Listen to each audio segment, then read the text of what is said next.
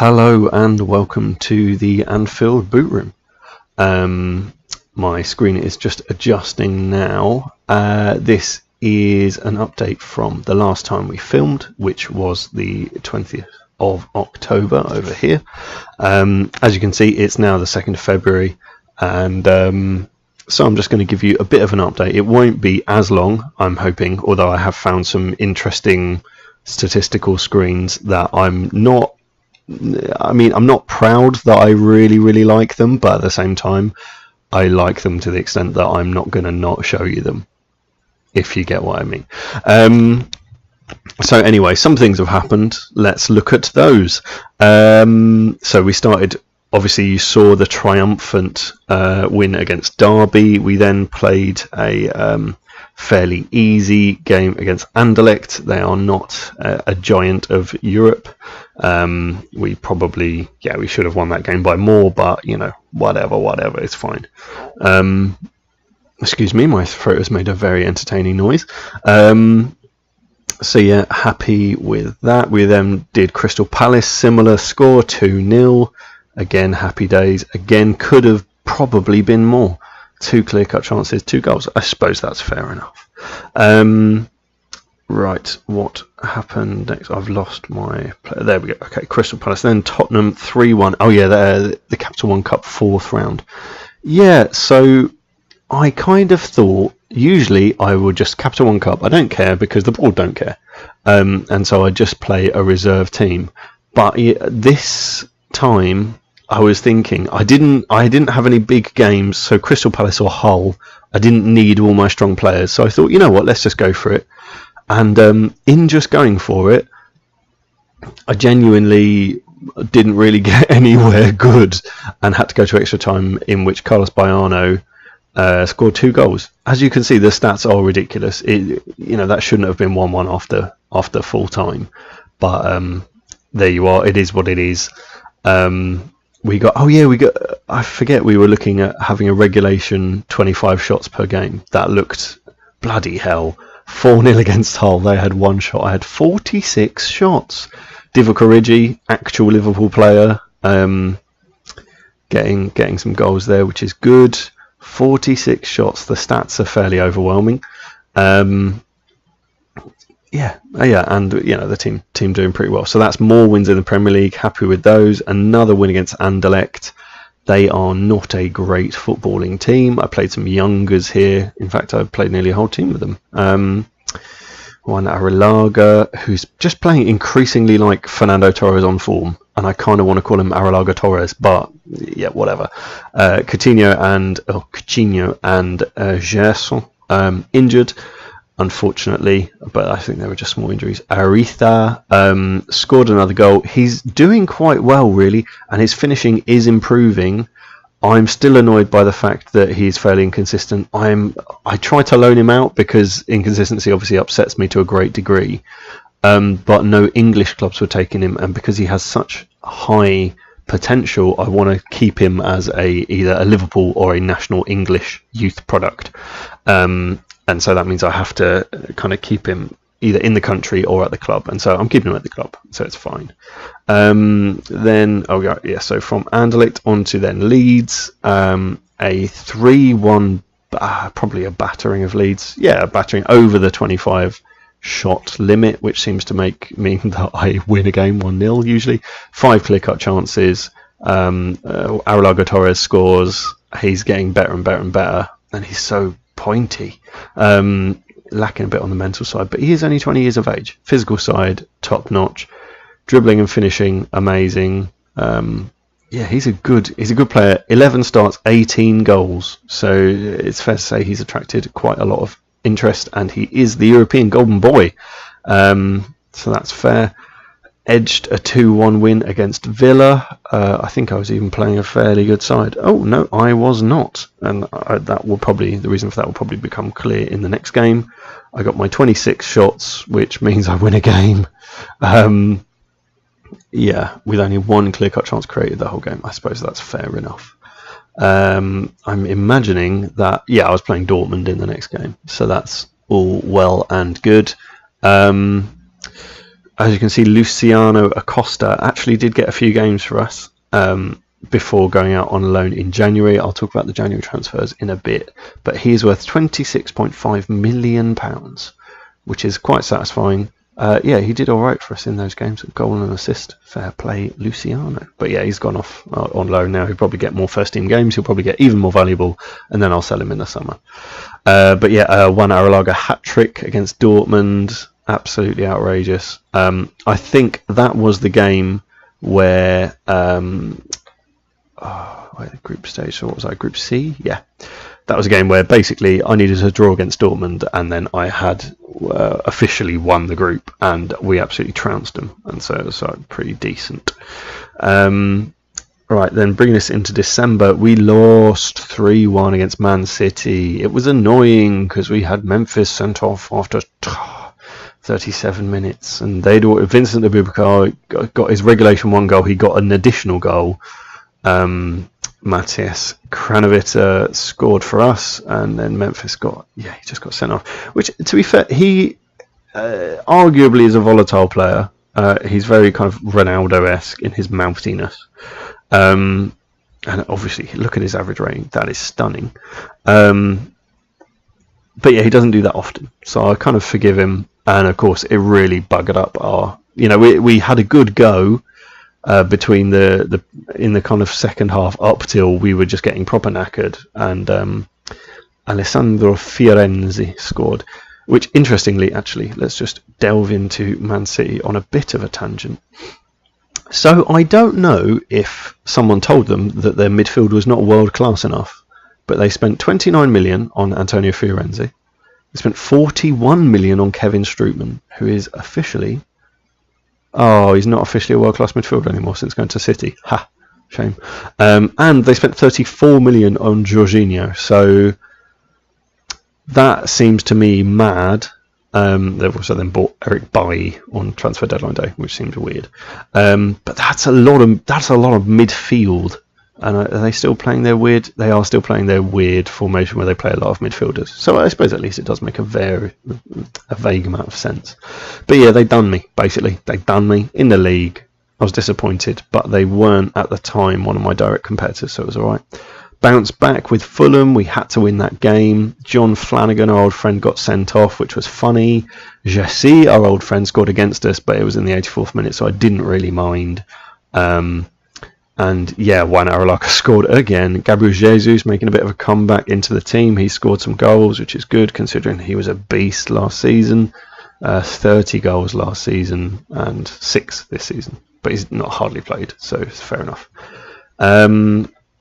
What else happened? Let's go through this. Cantor, we beat Tottenham 2-0.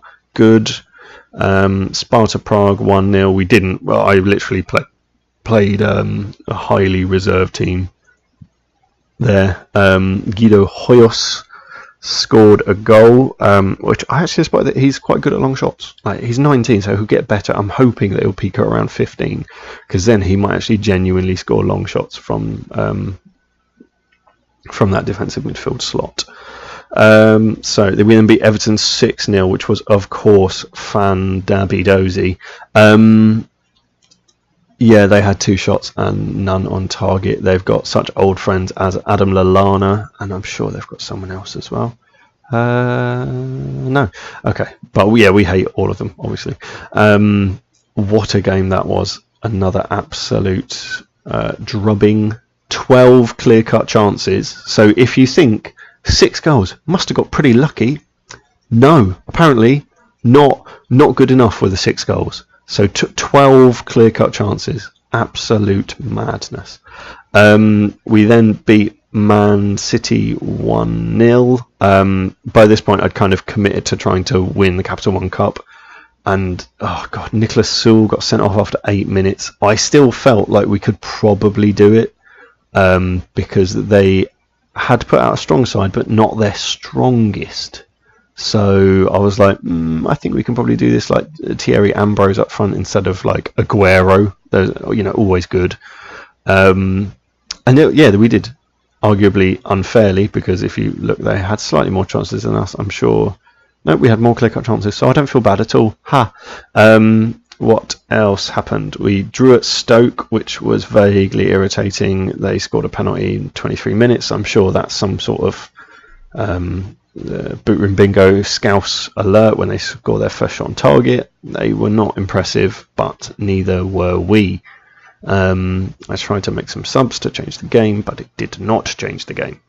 Then we bounced back against Southampton, which was good. Balotelli coming back into the team and scoring 2 goals. Vital stuff. Tielemans got injured, which he's done fairly well at not getting that injured for someone who gets very injured a lot of the time. We did. Reading. Oh man, if only Welling were in the Prem. 6-1 again, despite not getting our regulation 25 shots on target. A lot of them were on target, so that's good. Arrilaga, Ariza, Jesus, Valeo, Herrera, Acosta, and Gilhouse. No. Anyway, God. So yeah, Cesar Herrera has also gone off on loan in January. I was able to loan him out, so that's good. Probably the match stats for this are ridiculous. Yeah, 6 clear-cut chances, 6 goals. And yeah, the Reading team really are poor. Like, I think Nick Powell's about their best player, and Phil Parkinson's their manager. Yeah, Nick Powell, Jesse Lingard, but he's rubbish. Ben Pearson, another actually, are those all Man United graduates? Those are all Man United graduates, and they're all rubbish. Troy Deeney, good lord. Yeah, anyway. Oh yeah, then they've got Prince Ahungu, who's one of their best players, and he actually won Young Player of the Month at some point, and he's of course my player. Cool, banter. Beat Newcastle 2-0. Regulation stuff. They had 1 shot on target. Felipe Coutinho got man of the match, which is good. He's been actually performing more consistently at a high level. We did Palace 3-1. Good regulation, 25 shots. Good there. Jovetic scored for Palace. 3-0 against Wolves. So you can see, basically, it's been very, very successful. I'm playing a mixture of teams to gauge what kind of result I want. Oh yeah, Palace was particularly pleasing because it was in the FA Cup, and I don't always do well in the FA Cup. Big result against Manchester United. Big result. Memphis playing a key part there. Pione Sisto scored. Yarmolenko scored. You can see these guys that pop up at Man United are funny. But yeah, we were clinical. I'm not quite sure. See, we had the clear-cut chance. So, but yeah, we had less possession, less shots. They had one off the woodwork. So you can say that we were lucky. I say that we earned it. Reading, we're playing Reading again.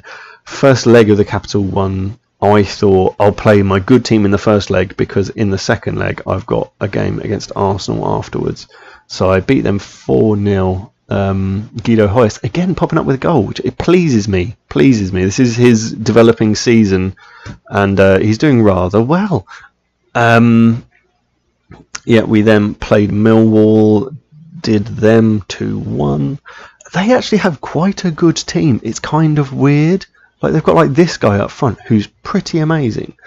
And also Lucetta isn't so bad. They've got Naby Keita in midfield, who's obviously not a patch on Naby Keita. They've got Alex Song. It's odd. Kasper Schmeichel. Like, I don't get it. And they're like second in the friggin' league as well. On 5th now. But yeah, they're doing really well. I don't like it. Doesn't make me comfortable, but we beat them anyway, so that's fine. That brings us on to this next game where I played my reserves. I even managed to play some fresh off the boat 16-year-olds.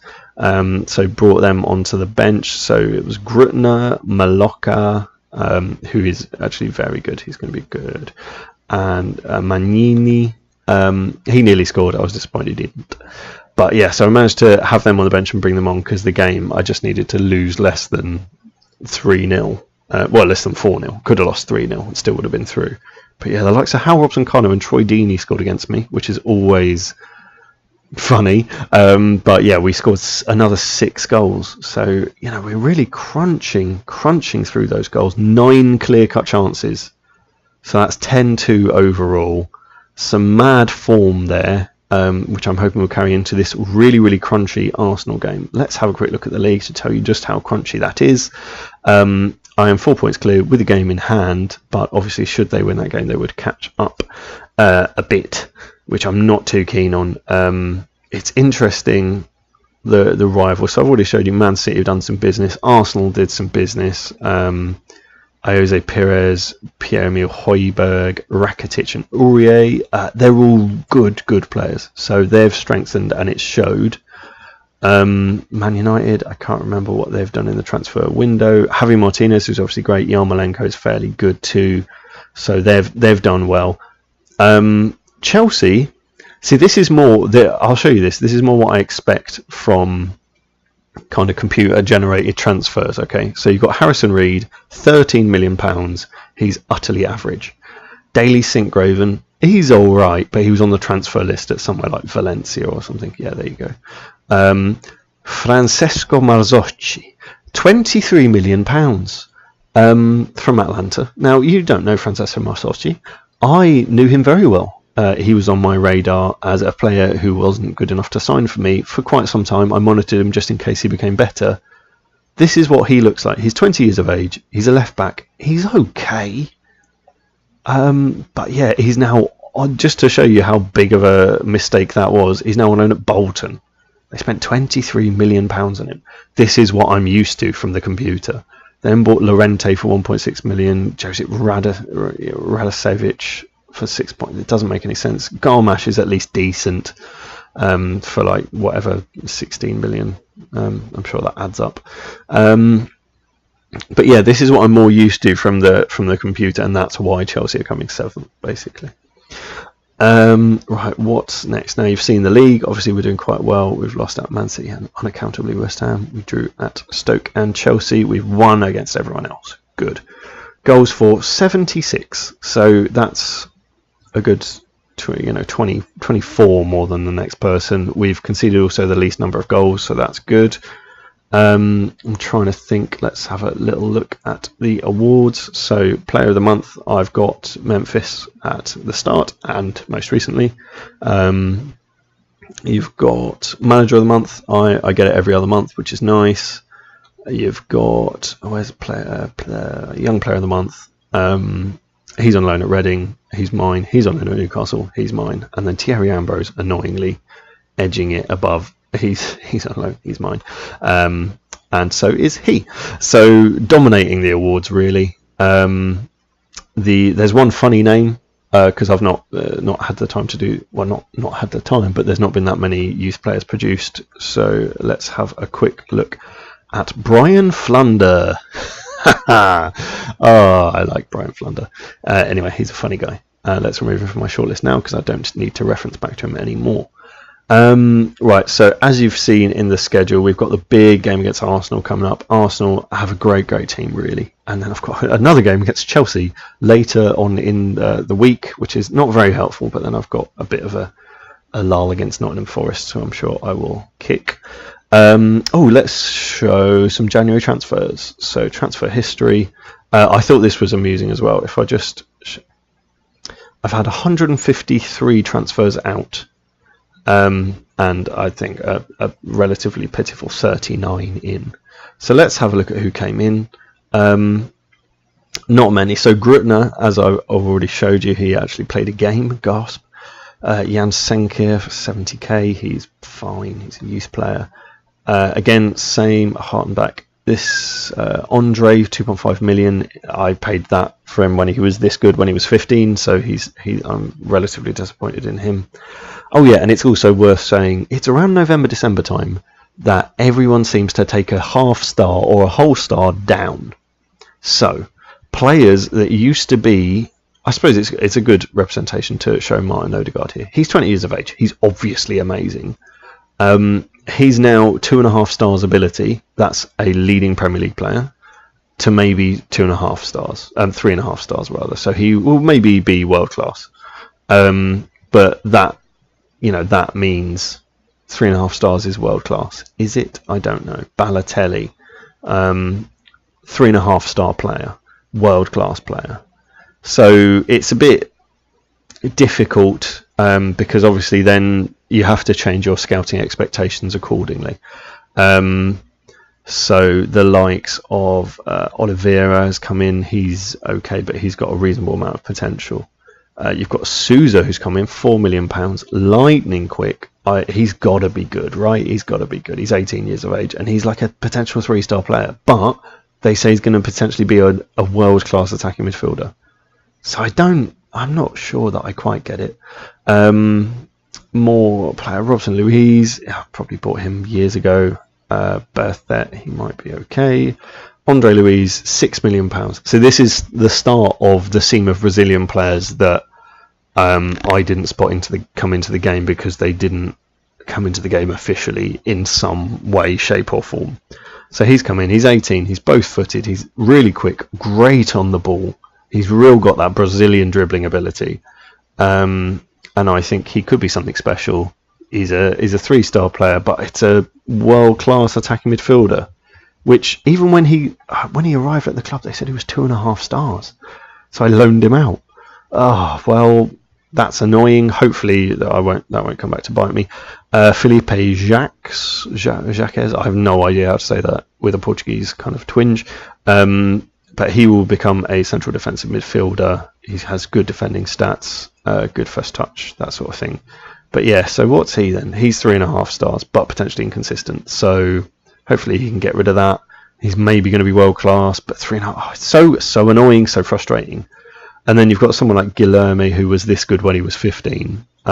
He's a 2-star player. He's going to be not very good. So, but then for 600k, it's worth the risk. Of signing players like Guilherme and players like Celio, who won't be that good when the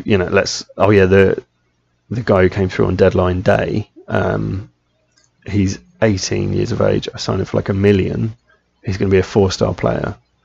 And he looks, you can just see if you add 3 on to his stats, just as a baseline example of how players improve, he is going to be absolutely mind-blowing. Long shots, passing, vision, work rate, solid mental stats, reasonable physical stats, but good pace in there. Crossing and dribbling and finishing. Oh, and the first touch is going to be immaculate. And he's both-footed and he's 5'11". So, for a player like him to go in for £1 million, that's really good. But then you've got this seam that was unmined, Ferreira. I got him for like $6 million. He's a 2.5-star player, which obviously when I've scouted him, it said he's like a 4-star player or like a 5-star player. 2.5 stars. So that's a decent rating for senior team. But still going to be leading Premier League. So I just don't understand sometimes. This game annoys me. Tarciso looks good. 2.5-star player. But leading Premier League player. Annoying stuff. Lots of millions gone in there. Probably on, these are the transfers that I shouldn't have had to make because I shouldn't have missed them, but I did. So these guys, so what's that? That's 2.5, 6.5, plus 12 is like 18.5. Another 6, is like kind of 20, 24, 20, basically 27, 28 million there that didn't need to go out. And some of that's gone to their agents as well, because with the Brazilians, if you don't sign them straight away, they tend to get 20%, 10%, 5% owned by their agents. It's quite frustrating.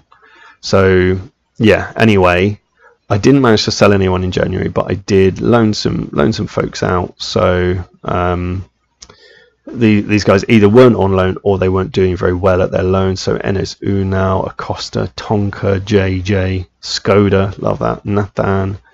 All these guys have gone out. Maximilian Meyer, I tried to sell, but there wasn't. People haven't got the funds because I want to sell them for like 40 million quid. And no one even. Man City came up with like 15 million. It's like, no, mate, come on. So yeah, that's the transfer picture, which leaves me with a budget of £6 million.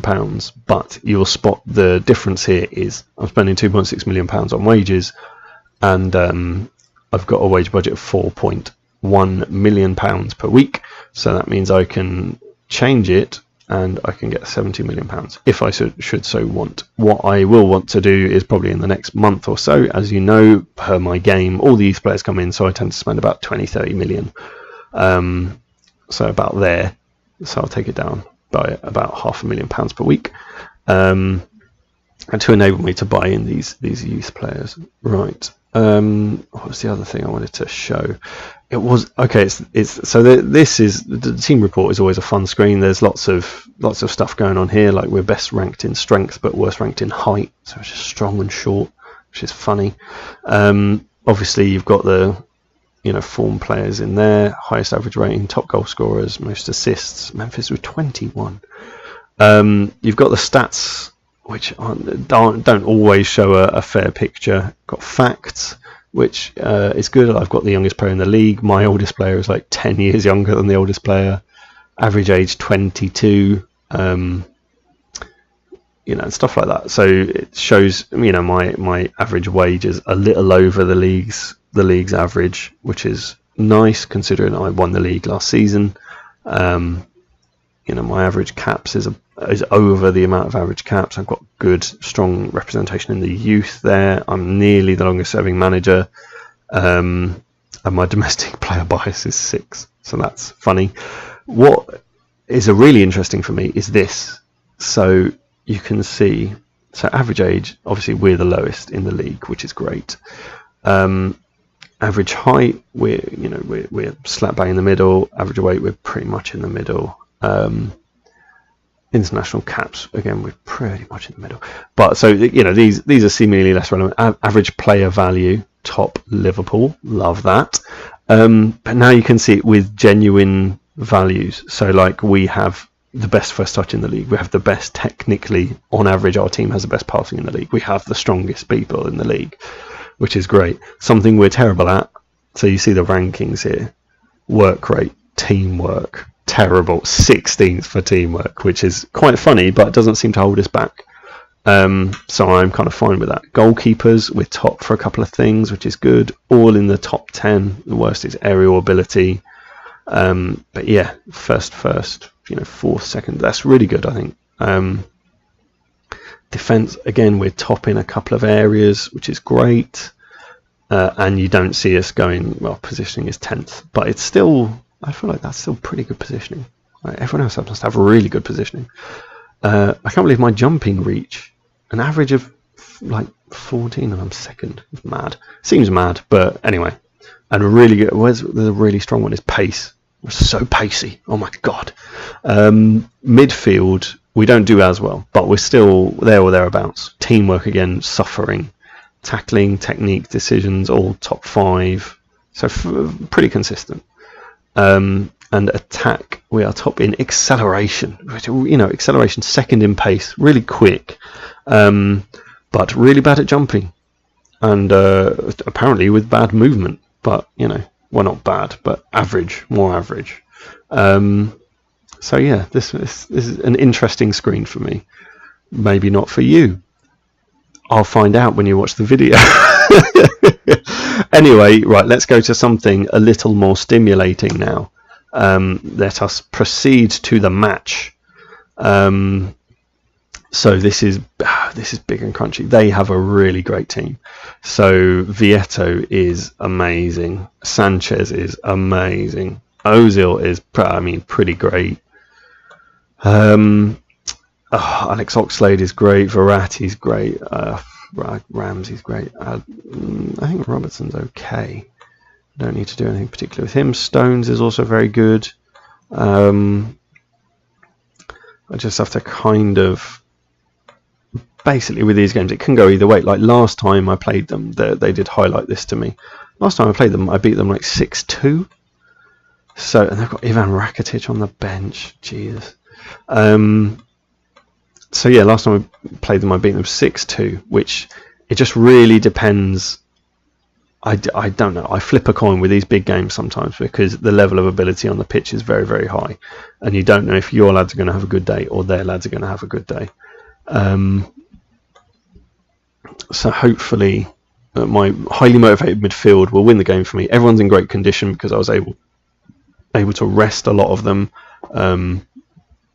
Oh dear, Oxlade Chamberlain clearly getting the better of someone early doors. Vieto is utterly brilliant. It's such a shame I didn't get him. Arsenal just spent a lot of money on him, basically. Go on, Ballo. Oh, over the bar. But yeah, Vieto has developed into, oh yes, Sanchez is injured. But they're bought. Theo Walcott is good on this game, unfortunately. It's not an accurate reflection, but it's what happened. No, terrible touch, but cleared up by Rully. Well played, guys. So Ballo win that in the air, did not. Oh, God, Jesus. Right, Vieto's finishing is much better than that. It should be. But basically, yeah, there are a few players. Whoa, how has Walcott scored a header there? Christ on a bike. So Stones has crossed it into Walcott to win a header at the back post. If it is truly a header, that's going to be quite frustrating. Yeah, so he's gone up against... Who's this guy? Oh, Sterling. Okay, I might take that back. But Sterling and Walcott. Jesus. Right, this is not looking that great for us then, unfortunately. Okay, Rully, good save. I usually have faith in my team that we can score at least one goal. I don't obviously love being 1-0 down, but I'm sure we can bring it back. We just need to get a bit of a foothold, which we have so far completely failed to do. And Oxlade-Chamberlain is absolutely running riot. Yeah, so they're bossing at the minute, which is not great. Sterling, can we do something here? Let's get the ball in. Ballo, no. Ballo, no. Mamana. Memphis score a free kick? No. He did score one against Man United the other day, and they said, oh, it was due to practicing free kicks in training, and it was a finely orchestrated free kick. It smacked someone in the wall in the head, and went in a completely wrong-footed De Gea. So, right, Lucas Badger's injured. World Player of the Year contender Lucas Badger's injured. Emre Can comes on. Emre Can is a great player, but has been having a bad season. There's a bit of a gap there for us to maybe break or not break now. Oh, Kranovit. He's not a finisher. He's not a finisher. So, this is frustrating to watch because we're not. They're creating lots of. Oh, Vieto just walks past Sacco. I did consider in January selling Mamadou Sakho. Oh, lordy me, Rully is playing well for us. That is good. He is our saviour most times. Oftentimes, rather. Oh, I don't like this at all. We're not having a crunching midfield. Barbosa, can you... Okay, Savic, do you want to get a yellow for that, maybe? No. Memphis, let's see what you can do. Not a lot, and it's a break for Arsenal. So... this is not going fantastically well. Right, I'm going to absolutely give them a rocket. Aggressive, show a bit of desire. They all love it because they're lads. Memphis is playing badly. Kranovit is playing badly. Balotelli is playing badly. Oh, see, usually I've only got one player playing badly and I just take him off at half time. But I've already made a sub because I've got a man injured. So let's wait until 60 minutes. But yeah, then when Balotelli is not having a good game, is he? Vieto went down like he's been shot. For God's sake. You don't need to dive as well as be a technically amazing player. Right, this looks like a good break for us. Let's get on it. No, let's pass it straight to Koscielny. Ay, mammy, come on. Right, 60 minutes. Let's shake it up a bit. Balotelli, you're miserable and you're rubbish, so you're coming off. Origio Jesus. I would say Jesus. Who else is playing badly? Essentially everyone. Coutinho's a bit. Oh, but I've not got another sub. So, and I can't afford to go down to 10 if someone else gets injured. So I'm going to wait another 10 minutes or so to make another sub. So I've made a change at the top, and oh dear, this looks to be one of the more depressing, dull games for us. So last time we got treated to a 6-0. This time we're not being treated to any attacking play whatsoever, which is a shame. Right, so Coutinho, Sterling, no one's playing well. I'm taking Coutinho off because he's a bit tired and he's not playing well. I feel like we need a bit of a change in mentality, so I'm going to go attacking because really you know, what's the worst that happens? We lose 2-0. Okay, fair play. We need to get a bit of a hold on the game. Jesus, not with finishing like that, my friend. Not with finishing like that. Sterling, no, they've got it out. Sewell's just waiting for the ball to come to him very casually. Memphis, Barbosa, no. So we've had nearly many shots as them, and like nearly about 2/5 of the number on target. 2 clear-cut chances, no goals. Fab. Annoying. So because we've not had our regulation 25, we've not done well. Sterling doesn't know what to do with the ball. It's now getting towards 80 minutes, which is a lot of minutes. Oh, he hit the bars. Yes, not offside. Oh my God, it's a Stone's own goal. Let's see exactly what happened there. So Memphis pings it in. Barbosa hits the bar. Oh, Koscielny slams it into Stones. Ouch, guys. Right, so do we still keep up attacking? Yeah, why not? Why not? I suppose Arsenal could well show me why not. Why are these players just... Oh, that's so annoying. Walcott just drifts past whoever was there. Vieto does what he's been threatening to do all game. And Sacco, not really marking him at all, just standing in front of him. And he uses his sublime technical ability. Oh, what a sucker punch. Right, come on, let's get a hold of it again. They're good at keeping it, Arsenal. They've just got good technical players. That's how they roll. No, Vieto. Come on.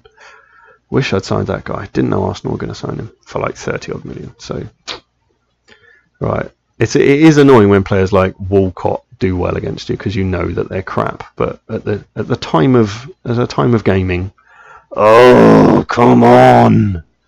You're not doing very well at all. Anyway, look, it's not to get annoyed. We're losing 2-1. It's not the end of the world. We're still, it's a luxury to be able to lose to second place. Close him down.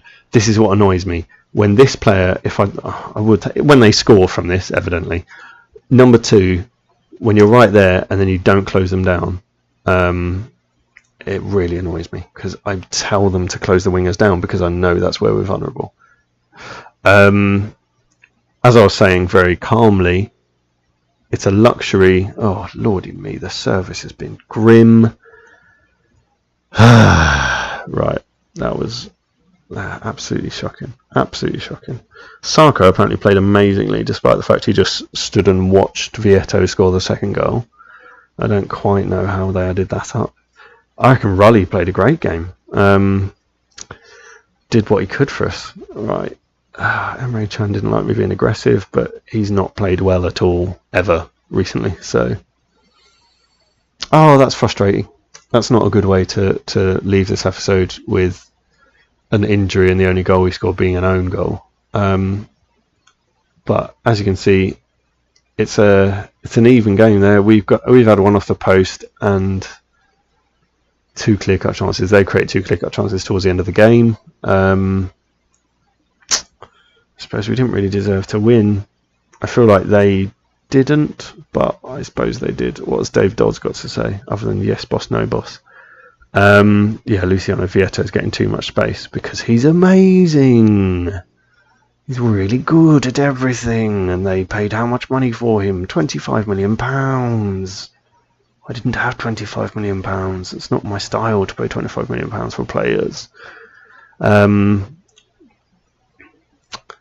Yeah, basically we didn't. Observations, we didn't do that well. Performance, we didn't do that well. Yeah, so frustrating. That is we're still first, as I said.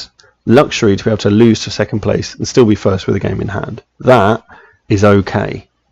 We have got Chelsea next, so this better not be a bloody downward spiral. I'll be very annoyed.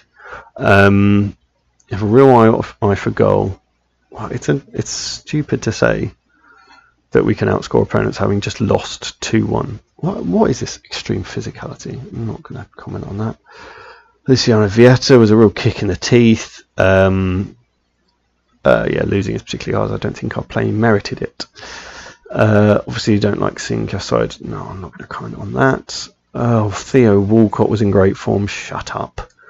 Liverpool finally lose. How many games? 9 games undefeated since our loss to City. It's 2019. Hamburger famously suffered the ignominy of being knocked out of the FA Cup by West Ham in 2015. But the club's recent good form has gone a long way to erasing those painful memories. Good God, I've won the FA Cup, I think, since then twice. I've won the League Cup twice. I've won the Premier League once. What are you on? Yeah, Valverde, whose contract is running out and he's going to get sacked as Arsenal manager. Current Barcelona manager, of course, I think. Isn't he? Yeah, something like that. Is that guy? Yeah, I feel like it is. So, a disappointing end after much joy in the recent schedule. Obviously, this Chelsea game is going to be fairly crucial. And then we're up against Fiorentina in the Champions Cup and then Chelsea in the Cup final. So, interesting. Southampton also in the FA Cup. Right, well, yeah, sorry about the quality of the game again, but thank you for bearing with. This has been the Anfield Boot Room, and I bid you good night.